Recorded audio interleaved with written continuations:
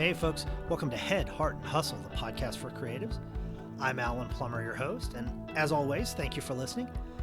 Anyone with a side hustle or creative outlet can feel isolated from their friends, their family, and others around them who just don't get their passion.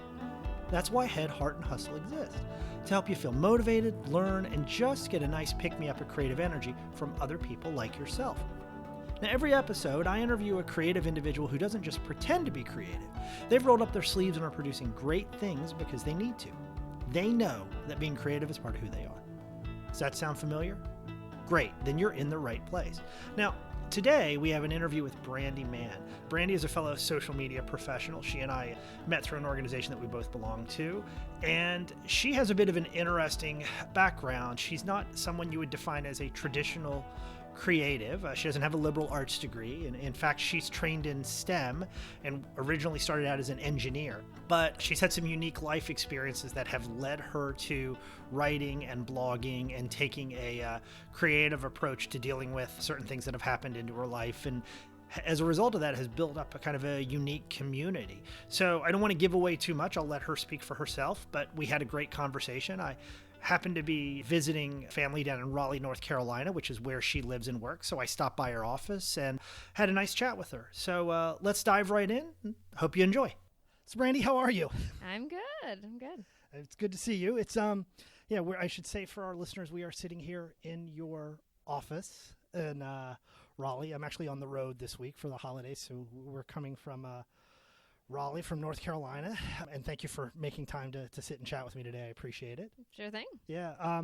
So I think it's funny. We've kind of met through our professional roles because we have similar roles like other folks that I've interviewed, right? We both work in the social media space. But that said, that's not why we're here to chat. Right. Obviously. So let me start before we kind of dig in and talk more about what you do outside of work. Why don't you start a little bit by introducing yourself and telling folks a little bit about who you are? Sure. I'm Brandy Mann. I'm from North Carolina. Always been from North Carolina. Started in the western part of the state and moved to Raleigh for engineering school. So I went to NC State, go Wolfpack, and got electrical and computer engineering degrees that I really don't use anymore. But I did find a love of programming while doing that. So that's what I came to where I work now at SAS. I was a web developer for 10 years. And in that time, of course, 10 years right out of school, there's a lot that happens in there. Right. You get married and you have kids and you do all these different things. So I luckily work at a place that's very good at work-life balance. Mm-hmm. So that's become a passion of mine, is making sure that I keep that balance. So in that is how I've come upon all my endeavors. So I had time to blog while I was having kids. So Right. I started blogging about having kids. I obviously have no writing background. I always kid around that the only writing class I took in college was technical writing. But I started writing as therapy, and then that became a whole thing unto itself for a couple of years. Nice. So blogging became a passion that I like doing, and then that in turn integrated back into what I did for work. So instead of just coding all day, I started a blog for the group I was in. Mm-hmm. Then that became social media. Right. Then fed to social media of my own personal blog, and everything kind of intertwined, and then I moved to marketing. It blurs pretty quickly, doesn't it? It does. It really does. So it's kind of, you find, especially even like with this podcast, right? We're doing podcasts at work, and I'm doing this, and it all kind of feeds back together. My background is a journalist for 10 years and doing these types of interviews. So you said you kind of dipped your toe into blogging. You weren't a writer as a kid then? No. No, you weren't? No, I'm a math and science kid. Okay. So I built circuits and I did that kind of thing. I could write. I Yep. always did well in school writing, but it Right. was never something I would have told you that I would do. But I found it wasn't just the writing. I found that I could help people. And that's what, from the blogging that I did for personal stuff, was around parenting. And what would happen is I would just write something that happened, and Right. I would get, and this is the social space in general, is people saying, oh, it's not just me. Right. It's the Me Too factor. And Right. so that was the big thing. And I would get anecdotal stories from people of how it helped their sister-in-law. I struggled with postpartum depression after my first child. So I wrote about that, and I wrote about like how to get help. So that's now led to me volunteering for a group, local support group, and doing their website and so on and so forth. But that was been the big key, was writing to help people. So my blog sits there now is basically an SEO mine of help people with sleep problems, medical issues, because I've had like a wide range of crazy medical things in our family. So I just write about it so that when people are Googling at 3 a.m. and they're terrified, they find a story that's not terrifying. Yeah. Like, you're going to be okay. Everything's going to be fine. That's great. And it's funny because you're the second person I've interviewed this week who's kind of taken that kind of unique approach to creativity and kind of almost building a community in some ways, or sharing stories much more so than what a lot of people think of as creative, which is that traditional arts approach, dance and music and all of that other types of stuff. So when you started the blog, you were just talking about yourself as a parent and kind of becoming a parent, but it sounds like that's evolved a little bit. So you touches on a lot more different things now? It did, and it's as you grow and you become more passionate about certain things, I started writing about, and as the kids got older, I don't want to write just about kids and put it down in history so that my son's girlfriend in 10 years can Google about his medical issues. Right. So I had to move away from that, and so I started to write more, still with talking to parents a little bit, but my other passion is computer science education. So I teach at least once a week. I teach second graders how to code and digital literacy. That's been a big thing. And then I'm trying to teach how I do that anybody can do that and help their own children be more STEM aware and things like that. Right. So I started writing on that angle of how-tos to make this easy, so it's not overwhelming when everybody's like, your kids need to be on STEM, and they're like, I don't know what that means. So here are some things that can help you do that. More back to technical writing in some regards, as I tend to write that way of like, here's the problem, here's the solution, here's the steps to do that. Yeah, it's interesting because I don't come from a family that has a lot of engineers or a lot of people in that kind of STEM space. A lot of us are much more kind of in the arts vein, or certainly in the marketing vein. It's interesting because I think a lot of people don't necessarily think of that STEM space as being a creative space, but I actually feel like it is, right? Mm-hmm. There's some problem solving and some creativity in terms of how you solve problems. How do you see that kind of creative outlet applying to kids, and how do you teach kids to kind of think that way? Well, I think actually the industry's doing that. Like with a lot of games, I allow my kids to play on the iPad and there's games that can really help with problem solving. And even I've been teaching it's at my son's elementary school, but I actually don't teach his class. I teach other classes, and learning different kids and working with the coordinators there, we found kids that are struggling in other subjects really grasp on to a coding problem, and they're putting so much effort into it that they're trying to figure out how to change their learning plans just to incorporate that more, and what can they do to get them to go up in other classes based on these problem solving skills. And I will go on the record as I am a huge Common Core fan, and I believe that that's ultimately rewiring kids' brains to help with problem solving and looking at strategies and being more creative in how you solve problems. He's in second grade, and I can already see that the way he solves a word problem is so much different than how we were taught how to do it, and it's making him think so much at a higher level. It's a lot more, and I'm going to oversimplify, right, but it's a lot more strategic. You think about, for when we were in school, it was this idea of, here's these questions and here's the answers, and you learn to study for the test and be able to pass the test and write. And that's extremely different than kind of having these open-ended scenarios and figuring out different paths to be able to solve and piece things together. So. And the other thing, besides even just the technology pieces, we also work on offline activities that help with that kind of thing. And there's a new line of toys that have come out in the last couple of years, and we just got one, and I'm going to buy more of them for Christmas. They're like a circuitry system, so it's making... Like the one I'm going to get is making your own arcade out of like snap circuits. And so watching my 7-year-old learn how to do this and getting creative with that, like I can make the light and the fan go off, or do these different things. Those types of things are just wonderful. So Yeah. I feel the industry's retail and all of that is catching up with that. And it may seem kitschy to some people, but it really is working. And so your kids take after you then? That one does. That one does. The little one, I'm not really sure yet. Yeah, we'll yeah, see yeah. what happens with Yeah. her. It's funny. I talk to a lot of people about that stuff, and it's just kind of this idea of creativity in general. And visiting my in-laws while we're in town for the holidays, and when I was telling my father-in-law about this podcast, he said, well, what's creativity? He started to challenge me a little bit. And of course, I turned it back and said, well, I don't know, Mickey. What do you think is creativity? And we kind of got into this interesting conversation, but it came down to this essence that creativity is simply creating something and solving some kind of problem, right? And so many people think about it as being artistic and drawing or telling a story or anything else, but there is this whole other side of that. Mm-hmm. And it amazes me when I talk to people that say, no, I'm not creative. But yet some people can go into a kitchen and just open cupboards and make this amazing meal without any kind of recipe, Yep. right? And some people can sit down and solve these kind of problems and do these kinds of coding things that are problem solving and are creating something. I think that's fascinating, and that's an awesome take of that. And that's the big thing of us pushing computer science in schools. And so I'll give credit to SAS encourages us to do this. Actually, we have training next week. They will descend any employee who wants to a local school during Computer Science Education Week, which is coming up in December. Nice. And they train us on specific lessons.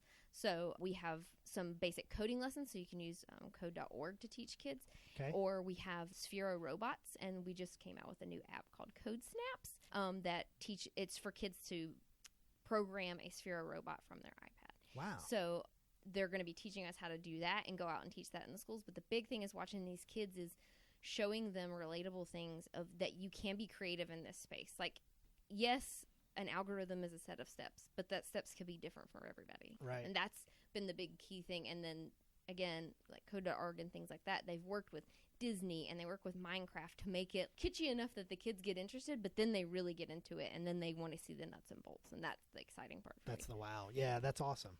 So the blog, it sounds like when you going back to that, so the writing was probably a little bit, it sounds like, out of your element when you first started, but the coding and the actual starting of the blog and the technology side of it was very much within your wheelhouse. Oh, yeah. How has that evolved a little bit? Like, so I've talked to other folks that have transitioned blogs into podcasts and done interviews, and and there's a lot of people who in this space have said, well, what started out as a blog has evolved into a book. And has evolved into these other opportunities to share stories with people. Has anything like that been on your radar? Have you and your husband talked about any of those possibilities? I have a group of friends who we all met through the internet through blogging. We Yep. all blogged as mommy bloggers. And we all met because of that, seeking out somebody that had the Me Too. So Right. it was personal issues with everybody and seeking out. And now we're this little collective. We are from Canada and Oregon and here.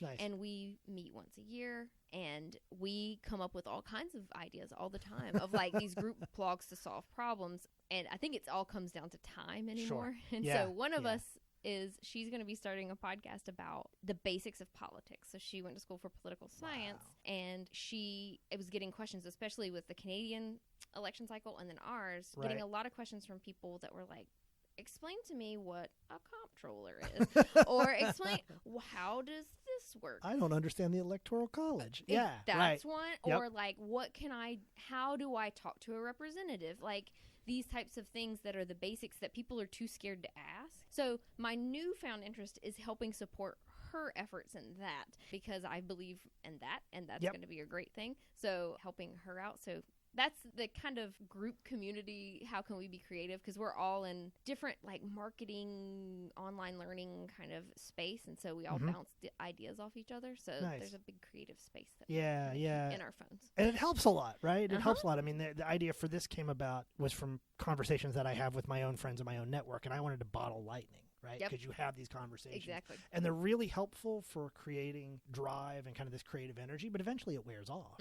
right? So there was this idea of kind of like, well, how do you capture that and kind of keep it moving forward? Totally get that. That's awesome. We've talked about different kind of things because my wife and I are adoptive parents, and it's a different scenario, but yeah, we've gone through a variation of that, of kind of trying to find other people like you and trying to build that network a bit. Takes a little time and energy. But I actually feel like with today's technology, in some ways it's easier to do that than it probably was 15 or even 10 years ago. Yeah. So let's talk a little bit about kind of the balance, because you did tee up that, and I'd love to hear people's thoughts on that. So work-life balance, you're clearly a busy individual. You've got your job, you've got your family, you're a parent, you've got this blog and these side projects. How do you logistically juggle all that? What does that look like for you? A lot of asking for help when I need it and having good support system for that. My husband also works here, so that actually helps a lot from just plain planning and logistics kind of setup. And SAS is known for being flexible with work-life balance, so we are able to move around schedules, work that thing in. Another great hat tip to something we have here, I took part in a class earlier this year for energy management. Okay. And within that, it was partly time management is how I came away with pulling some of it. A lot of it was energy management around even physical energy, getting more exercise, strategically eating correctly, that sort of thing, and then learning to mentally balance yourself. You know, something I've picked up for this year is using tiny bits of time and recalibrating how I use those pieces of time. My son does taekwondo a couple times a week, and it's 30 minutes long. That 30 minutes, I could sit there and look at my phone for 30 minutes, or I could go outside in the parking lot and do squats for 30 minutes, and then I've like accomplished something that everyone's like, I don't have time to work out. And I'm like, well, there was 30 minutes that I didn't have anything else to do. If you didn't look at Facebook, maybe. Right? So it's been a lot of like, shut it off, walk away. And it's life hacking my way through. That's basically is all these little tiny bits. I listen to a ton of podcasts that'll like how to retrain your brain and all that kind of stuff. So it's finding that kind of time, and then again, asking for help when you need it. I am lucky that I have a husband who is we are very set. We can split off any task that needs to be done. I don't vacuum. I pay someone to clean my house because it got to a point where it was like, where's your time versus your money? Absolutely. So, you know, online ordering groceries. I did that at lunch today, so I don't have to fight the people for the Thanksgiving crowd. Right. Those little life shortcuts all bundled together is really how it works. It adds up. Yeah. It does. Totally does. And we're kind of somewhat the same way. I'm a firm believer also in kind of that sense of balance between exercising and I even take it so far as to say all too often people are consuming information and we're always taking things in, and then you go home and you listen to music or to podcasts in the car, and then you go home and watch TV, and there's this sense of being out of whack with just all the information that we're taking in and everything that we're consuming. And there's that sense that everybody, in my opinion, has this innate need to create something or to give back and kind of restore that order. So there's the spiritual element of it. There's the physical element of it. There's the creative aspect of it. And it's funny, and in many ways, I don't know about you, but for my wife and I, it feels like there's this really strong regimen. My wife goes to CrossFit at 5:15 in the morning. I take care of our son in the morning and get him to school. I go to work out after work. And then I'll do this kind of stuff usually in the evenings after I work out and come home. And it takes some of the spontaneity out of it. But at least for us and our projects, it's accountable. Yeah, we're accountable for it, and we definitely build in that structure so that it's scheduled in. You put your head down, you kind of grind it out, and you do what you need to do. Because if you wait for the free time or the inspiration, it just it never happens. I'm with her. I'm at 5:15, and I go Good running. For you. Because there's less things to, like, push it out. Right. Like, no one can. And I have girls waiting on me in the dark. That's good. The accountability helps a lot, too. And so that's been a big thing. That's been a 2016 thing of getting back into that. And even the days that I'm running alone, in some cases, that's a big creative space, is running I did a recent half marathon. So I'd run for 2 hours. Nice.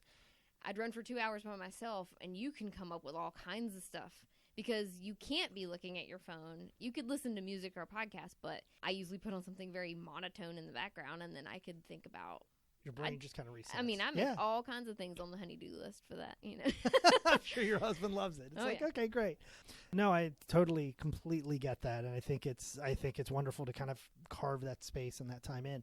When we talk about the blog, and you talk about your friends and your circle of creative friends, what's the favorite thing, or what do you like the most out of doing the blog? Where do you get that largest sense of satisfaction out of what you do? The feedback of it helping for something. And in your most normal comments, it would be, you know, a comment or an email or something like that. But it's the stories of people saying, I was really struggling with this, and thank you for helping me. I kind of feed off of that. So I wish I could do more of it. That's honestly it. Like, it's the time is... Also, I feel like the internet is so full that I'm like, does anybody really want to listen to me? That's where I kind of get. So what'll happen is I'll go and change the design of my blog because that's something that's like I can just do and get into my coding and changing around all that kind of stuff. But then I don't have to like edit myself. Yeah. And that kind of thing. So here's a secret as a journalist and a writer professionally for 10 years and books and stuff. Nobody likes writing. Even writers don't like writing. I mean, I'm sure you know that. I think it was Hemingway who had this great quote around, no writer likes writing. Every writer likes having written. Yeah. It's absolutely true. That's exactly right. So I think that's true of everyone, even professionals. So I completely kind of makes sense because it gives you some of that sense between the two of doing the writing and then kind of really feeling like you're within your zone and your skill set and your strengths, because it is both, right? How do you, with your kids, so we talked a little bit about kind of the STEM projects and the coding and what your children are learning and working with these second graders.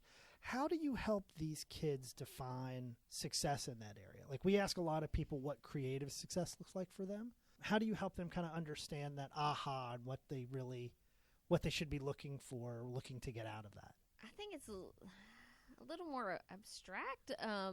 In teaching a lot of like digital literacy, and giving them the feedback of, hey, you got it. And it's simple things to us, so it's kind of hard to see when they get an aha. Right. Because I've taught kids how to copy paste. I'm the first person that taught them how to do that. And that's mundane. Like, really? But it's a big step into things that a lot of adults don't know how to do. Like, and so I think the big thing, especially once they get into coding, and it's the philosophy they even have it in the school on signs, is fail. So first attempt in learning.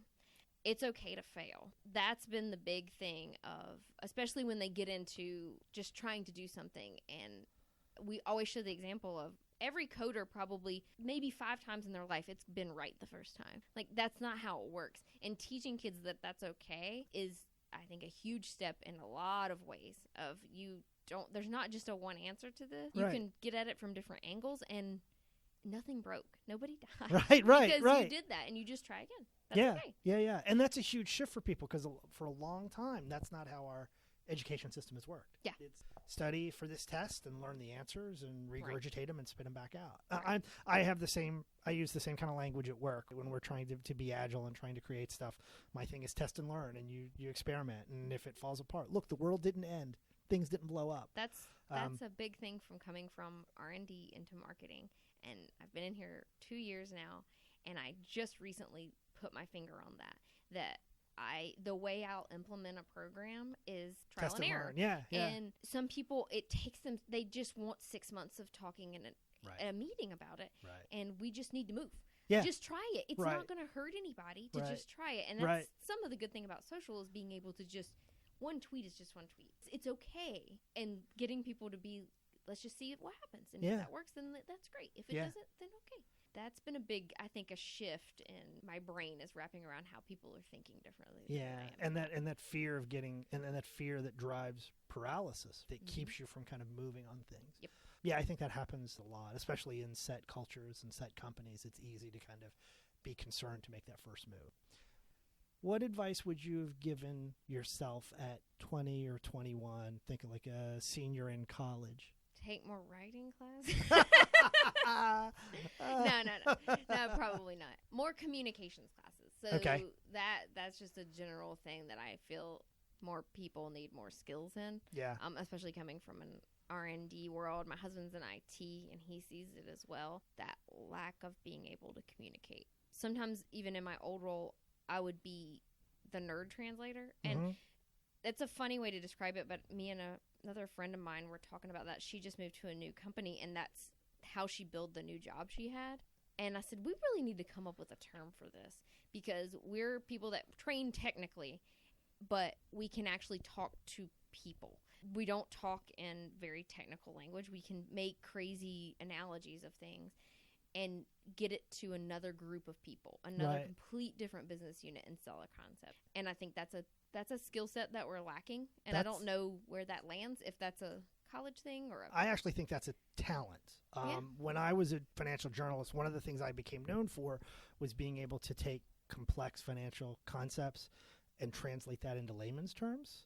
I would go so far as to say not everybody can do it. There's an ability there. That's true. I think that's my own opinion, right? I think that's separate from like writing. It's that translation in a lot of ways. Yeah, I think if somebody has that, wow, that's a really huge gold mine of an ability. I think. Then even lesser so is the basics of bullet points work better than paragraphs in emails.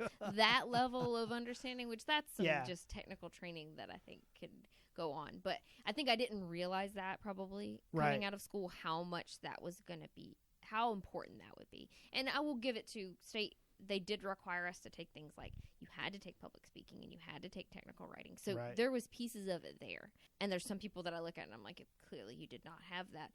But just being able to get out what you're trying to say sometimes is tough for people.